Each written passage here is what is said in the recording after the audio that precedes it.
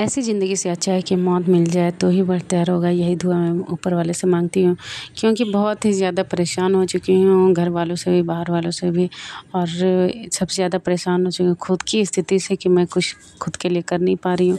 ऐसे हालत में पैर तो इतना दर्द है कि कहना ही नहीं है। दवाई ले रही हूँ फिर भी ठीक नहीं हो रहा है। अस्सलाम वालेकुम दोस्तों, मैं हूँ नाज हुसैन और मेरे दिन की शुरुआत होती है इस तरीके से कि मैं जब भी वॉशरूम जाती हूँ तो सीढ़ियों से किस तरीके से उतरती हूँ, किस तरीके से चढ़ती हूँ, वो आप देख सकते हैं। बहुत ही ज़्यादा लाचार हो चुकी हूँ। उतरने टाइम तो उतर जाती हूँ जैसे तैसे सीढ़ी से घसक करके, लेकिन चढ़ने टाइम भी उतना ही ताकत लगाना पड़ता है। और किसको मैं बोलूँगी कि मुझे पकड़ो, किसी में इतनी ताकत ही नहीं है। सब बीमारी है घर के, तो किसी ऊपर मैं दबाव देती नहीं हूँ कि मुझे यहाँ ले चलो, वहाँ ले चलो।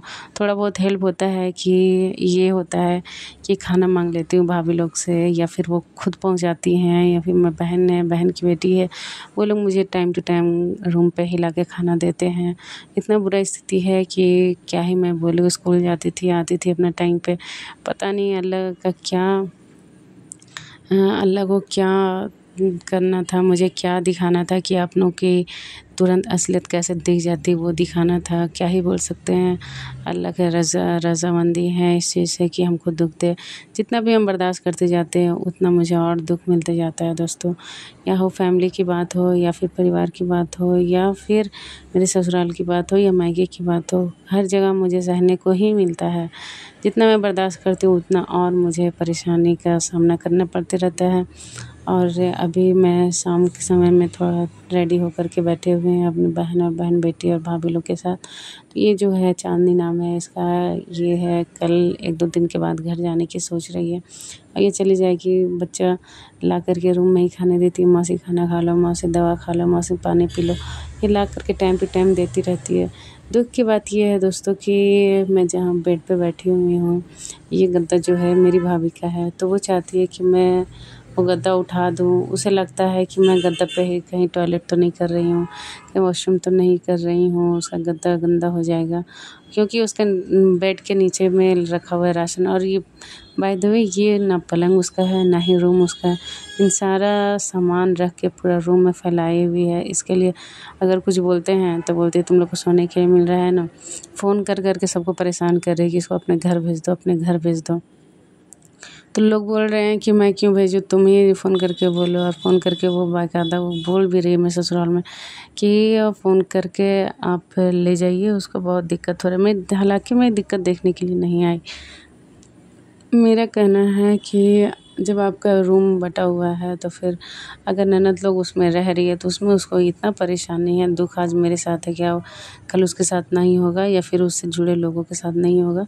दुःख हर किसी के साथ होता है और दुःख को झेलने की बहुत ही हिम्मत रखनी पड़ती है। तो वो ऐसा करती है कि बस पैसा ही सब कुछ है, पैसा ही सब कुछ है। सबको पैसा का ही रौब दिखाता है। और यहाँ अब मैं अपनी बहन से बात कर रही हूँ क्योंकि वो 2 दिन में जाने की बात कर रही है। तो मम्मी ने, पापा ने उसे कपड़ा दिया है, उसकी दोनों बेटियों को भी दिया है। तो मैंने उसे बोला कि मुझे भी ला कर के दिखाओ, मैं तो नीचे ज़्यादा जा नहीं सकती। मुझे जाना होता है तो 10 बार नीचे 10 बार ऊपर चले आती हूँ। लेकिन उसे मैंने बोला कि कपड़ा ला कर के मुझे यहीं पे दिखाओ, तो वो लेकर के आ रही है चाँदनी। उसके बाद मैं आप लोग को दिखाती हूँ कि कपड़े कितने अच्छे हो। उसने भी दुकान से जा कर के लिए रेडीमेड बहुत ही प्यारे ड्रेस लेकर के आया। मैं हँस रही हूँ क्योंकि वो मेरी बहन बोल रही है कि ये गद्दा उठाने बोल रही है। और मैं ये बोल रही हूँ कि अगर वो ये वीडियो देख लेगी तो फिर देखने के बाद फिर आकर के मुझसे लड़े ना, इस बात का डर है मुझे। और उसने बोला है तो मुझे डर किस बात का है। सबने सब कुछ बोला, बहुत कुछ बोला है, मेरे अपने परिवार ने बहुत कुछ बोला है मुझे। लेकिन मैं चाहती हूँ कि ये सब ठीक से रहे, लेकिन और उल्टा ही लोग रहते हैं। अब किसी के मन में तो घुसे हुए नहीं है कि कौन इसके बारे में क्या सोचता है, क्या नहीं सोचता है। आप लोगों के साथ भी बहुत दिक्कत परेशानी होगी दोस्तों, लेकिन आप लोग भी मेरे लिए दुआ कीजिए कि मैं जल्दी से ठीक हो जाऊँ। क्योंकि मैं जब ठीक रहती हूँ तो मैं किसी के पीछे नहीं लगी रहती कि ये कर दो, वो कर दो। खाना मिले तो खुश, ना मिले तो भी खुश। मेरे साथ कुछ इश्यू चल रही है जिसकी वजह से मैं घर नहीं जा रही। और ये देखो सूट कितने प्यारे लग रहे हैं। मेरी छोटी बहन है, उसकी दोनों बेटियां हैं, उनके लिए बहुत प्यारा ड्रेस का कलेक्शन लेकर के आई है।